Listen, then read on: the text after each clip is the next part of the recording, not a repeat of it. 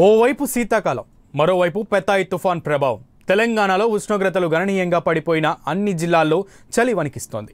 అటు శంషాబాద్ ఎయిర్పోర్ట్లో దట్టంగా పొగమంచు కప్పేయడంతో పలు విమానాల రాకపోకలకు అంతరాయం ఏర్పడింది.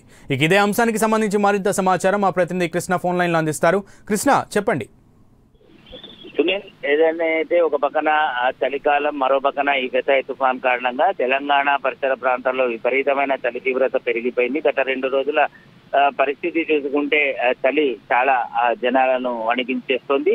ఈ పొగ మంచు కారణంగా శంషాబాద్ విమానాశ్రయంలో కూడా విమానాల రాకపోకలకు తీవ్ర అంతరాయాలు వాటిల్లే. ఇప్పటికే పెతాయి తుఫాన్ ఎఫెక్ట్ ఉన్న పరిసర ప్రాంతాల్లో అటు విశాఖపట్నం కానీ ఇతర ప్రాంతాలకు కూడా విమానాల రాకపోకలను అధికారులు రద్దు చేయడం జరిగింది. మరో పక్కన శంషాబాద్ విమానాశ్రయానికి వచ్చే మిగతా అటు ఇంటర్నేషనల్ కానీ డొమెస్టిక్ విమానాలన్నింటినీ బెంగళూరుకు మళ్లించడం జరిగింది. ఇటు రన్వే పైన దట్టమైన పొగమంచు కారణంగా రన్వే సరిగా కనిపించకపోవడం, దీనివల్ల ఇబ్బందులు తలెత్తి ప్రమాదాలు జరిగే అవకాశం ఉందని చెప్పేసి అధికారులంతా వెంటనే శంషాబాద్ విమానాశ్రయ అధికారులు అప్రమత్తమైనారు. ఈ నేపథ్యంలోనే శంషాబాద్ విమానాశ్రయానికి రావాల్సిన విమానాలన్నింటినీ బెంగళూరు మళ్లించడం జరిగింది. అక్కడి నుంచి ప్రయాణికులు ఎవరు కంగారు పడకుండా వారికి ప్రత్యేకమైన రవాణా సౌకర్యాలు ఏర్పాటు చేసి వారిని శంషాబాద్ కి తరలించేలాగా అన్ని ఏర్పాట్లు చేశారు. తమ వారు ఎవరైతే ఉదయాన్నే తమ వారు వివిధ ప్రాంతాల నుంచి వస్తారని చెప్పి వారి బంధువులు ఎవరైతే శంషాబాద్ విమానాశ్రయానికి రావడం,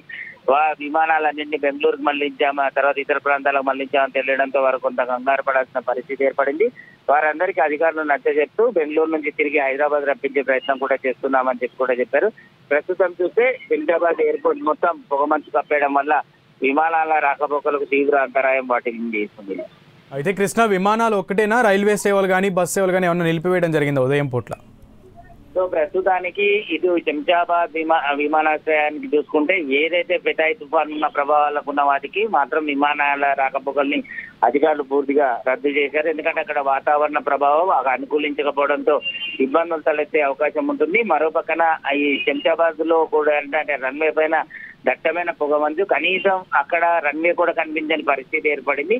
సో దీంతో విమానాలు ఏవైతే శంషాబాద్ కు చేరుకోవాల్సిన ఉదయాన్నే చేరుకుంటాయో వాటన్నిటిని బెంగళూరు మళ్లించడం జరిగింది. ఇక రైళ్ల వ్యవహారానికి వస్తే ఈ తుఫాన్ ప్రభావిత ప్రాంతాలపైన కూడా ప్రస్తుతానికి గత 2 రోజులుగా రైళ్ల రాకపోకలను కూడా మళ్లించినట్టు అధికారులు చెప్పడం జరిగింది.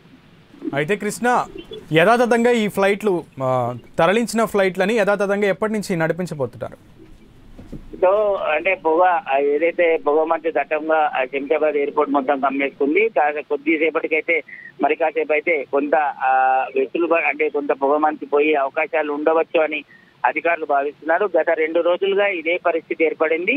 నిన్న శంషాబాద్ విమానాశ్రయానికి వచ్చిన విమానాల రాకపోకలను టేకాఫ్ తీసుకున్న సమయంలో కొన్ని ఇబ్బందులు తలెత్తాయి. అలాగే ప్రయాణికులను తీసుకొచ్చే సమయంలో కూడా చాలా